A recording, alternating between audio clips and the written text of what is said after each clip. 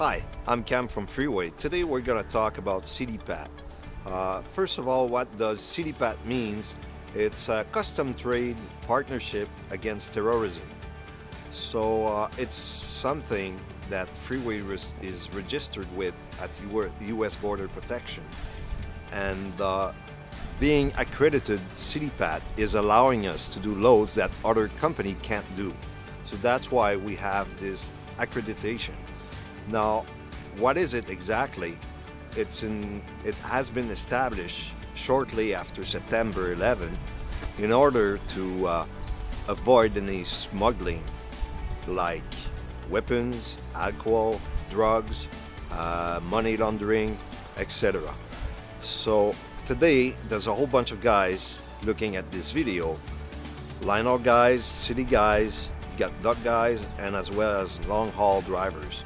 So what I'm going to explain won't always be pertinent to every one of you, but I'm going to explain what it involves in your jobs. Okay, smuggling. Smuggling, it depends on the context. Let's say that you have a shipper in the States and a consignee in Canada, and they want to smuggle drugs. So they're going to call for a truck, then the driver is going to, load the load. Then he's going to come in Canada without even knowing he's carrying drugs. So what we're going to talk about today is how to prevent that kind of situation. In that case I just gave you, it's pretty easy because the shipper knows where the trailer is going to go. Now, in our day-to-day work with ABF, shippers totally don't know in which trailer the freight is going to arrive at the consignee because we're switching trailers all the time. So in the ABF context, it's not as easy for them to smuggle freight. But still, since we're doing freight for Winners and Amazon, we need this accreditation and we're gonna do it properly. So if you're a long-haul driver working for Freeway, not ABF, then you need to be really careful about that kind of stuff.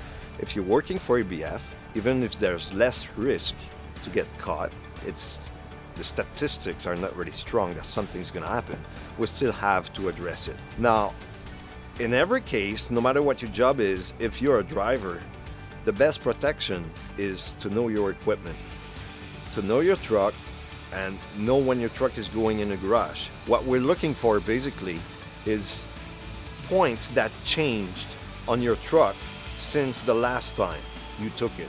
Example, a long-haul driver stopped at a truck stop, locks his truck doors, and he comes back, the doors are unlocked, then you have a doubt. If all of a sudden you got a toolbox on your trailer and it wasn't there before, well, there's probably something going on. And if you're working for ABF locally or on line-haul, then you got to be careful. You know when your truck is going in the garage. So if you know your truck didn't go in the garage and something changed on your equipment, then you have to address it. Alright, so how to do a CDPAT inspection. There's several points you have to check on your equipment before you leave. So we're looking for parts that were not there the last time you took the truck. Example, okay, when you're gonna inspect, do your pre-trip, you're gonna check the back side of the bumpers, see if they slide anything in it. That's one thing they can do. Then the engine compartment, you're checking it anyway for your pre-trip. So within the frames, you can check if there's something unusual. Tires, that's probably never gonna happen, but we have to mention it. If you know your truck didn't go in the garage and all of a sudden you got grease around the rims, then somebody played with your tires and probably put drugs in your tire. Okay, that's very usual stuff that they see most of the time. Now we got the battery compartment, the air tanks compartment, got the fuel tank. Okay, you check around it if they did put something. Then you check your driving shaft, rear tires, the exhaust if you see anything unusual with the exhaust, or your cab. That's the same stuff. What do you do if you find something? you call dispatch right away. This equipment will not move, that's for sure. And then later on, we're gonna do an inspection in the garage, and whatever we gotta do, we're gonna take care of it.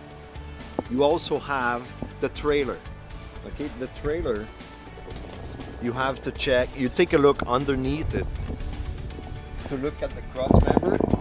If there's something unusual you see, okay, the cross member, then you look at the dolly. Especially they can put something behind these plates. And after that, we're gonna go inside the trailer.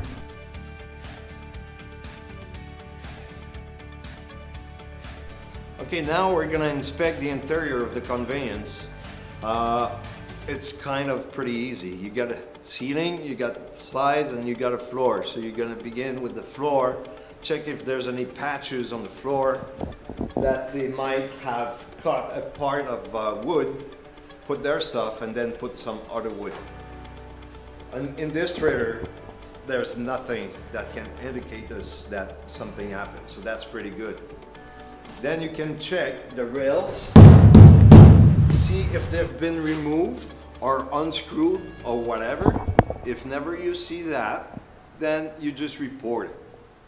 Now the trailer length. The trailer length is supposed to be 28 feet on a pop, on an ABF pop. So that's you got 3 ways to know that. On the walls, you can see the numbers, right? From 2 to 26. That means the whole trailer length is okay. That's one thing. Or you can just walk. Most persons do 2 feet with 1 pace. So it's 14 pace. Let's see that. 2, 4, 6, 8, 10, 12, 14, 16, 18, 20, 22, 24, 26 feet. So some people, what they're gonna do, they're gonna unscrew the plywood, put the drug behind it, and re-screw it. Or, that's one thing you can do, or they're gonna create a fake wall. So the trailer length won't be good anymore. That's why we're checking the length, because they can hide stuff in here. So if you have any doubt that maybe this has been removed or whatsoever, you report it and we'll address it. Now it's important for that, guys.